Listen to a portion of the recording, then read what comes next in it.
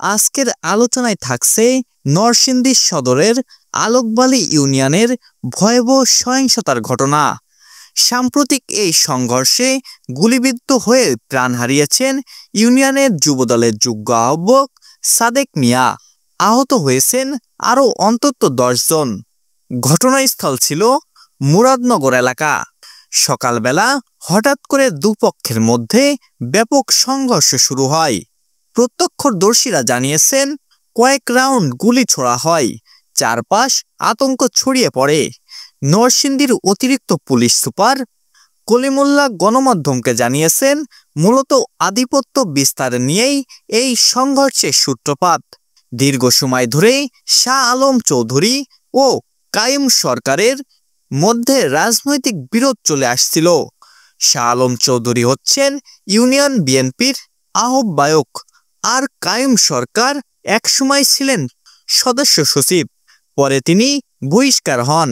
এমনকি স্থানীয় সূত্র বলছে এই দুপক্ষের মধ্যে বিরোধ এখন আর শুধু রাজনীতির মধ্যে সীমাবদ্ধ নেই, বরং গ্রাম অঞ্চলের ক্ষমতা, ব্যবসা, এমনকি সামাজিক প্রভাব বিস্তার নিয়েও সংঘর্ষ বারবার ঘটছে।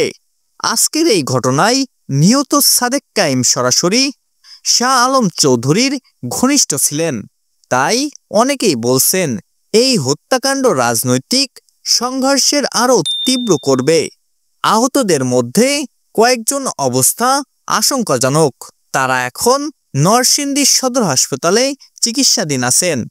চিকিৎসকরা জানিয়েছেন বেশ কয়েকজন গুলিবিদ্ধ রোগী আনা হয়েছে। উল্লেখযোগ্য বিষয় হলো এর আগেও এই ইউনিয়নে রক্তক্ষয়ী সংঘর্ষ হয়েছে। সাম্প্রতিক দুপক্ষের মধ্যে আরেকটি সংঘর্ষ ইন্দন মিয়া এবং ফেরদৌসী বেগম নামে 2 জন প্রাণ হারায়। টানা কয়েক মাস ধরে এই এলাকায় একের পর এক সংঘর্ষের প্রমাণ করছে। বিরোধের আগুন এখনো পুরোপুরি নেভেনি। অনেক বিশ্লেষকরা মনে করছেন আলোকবালী ইউনিয়নের এই রাজনৈতিক সহিংসতা স্থায়ী মানুষের জীবনযাত্রাকে অচল করে দিয়েছে। মানুষ আতঙ্কে বাজারে যেতে পারছে না, সন্ধ্যার পর ঘরের বাইরে বের হতে ভয় পাচ্ছেন। প্রশাসন এই ঘটনায় ইতিমধ্যেই অতিরিক্ত পুলিশ মোতায়েন করেছেন। তবে স্থানীয়রা প্রশ্ন তুলেছেন আগে থেকে এই উত্তেজনার খবর জেনেও কেন কার্যকর ব্যবস্থা নেওয়া হয়নি। পুলিশের পক্ষ থেকে বলা হয়েছে আইন শৃঙ্খলা রক্ষায় কঠোর পদক্ষেপ নেওয়া হবে, কিন্তু স্থানীয় মানুষের আশঙ্কা প্রতিশোধের রাজনীতি আবারও নতুন সহিংসতায় জন্ম দিতে পারে। রাজনৈতিক বিশ্লেষকরা মনে করেন এই ধরনের সহিংসতার মূল কারণ হলো তৃণমূল পর্যায়ের নেতৃত্বের বিভক্তি। যখন একই দলের 2 বা ততোধিক শক্তিশালী গ্রুপ তৈরি হয়, তখন তারা পরস্পরের বিরুদ্ধে মারাত্মকভাবে দাঁড়িয়ে যায়। আলোকবালী ইউনিয়নের ঘটনাও ঠিক এমনই এক উদাহরণ। সামনে কি হতে পারে? যদি দ্রুত কঠোর ব্যবস্থা না নেওয়া হয়, তবে আরও বড় সহিংসতার ঝুঁকি তৈরি হতে পারে। সাধারণ মানুষ ক্ষতিগ্রস্ত হবে। কৃষক থেকে ব্যবসা সব ক্ষেত্রেই ভাটা পড়বে।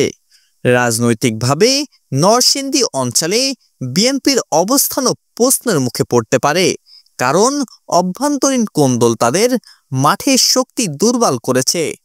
শেষ পর্যন্ত আলোকবালী ইউনিয়ন এই রক্তক্ষয়ী সংঘর্ষ আমাদের আবারও মনে করিয়ে দিল রাজনীতির নাম করে ব্যক্তিগত ক্ষমতার লড়াই যখন তীব্র হয়, তখন তার সর্বোচ্চ মূল্য চোকাতে হয় সাধারণ মানুষকেই।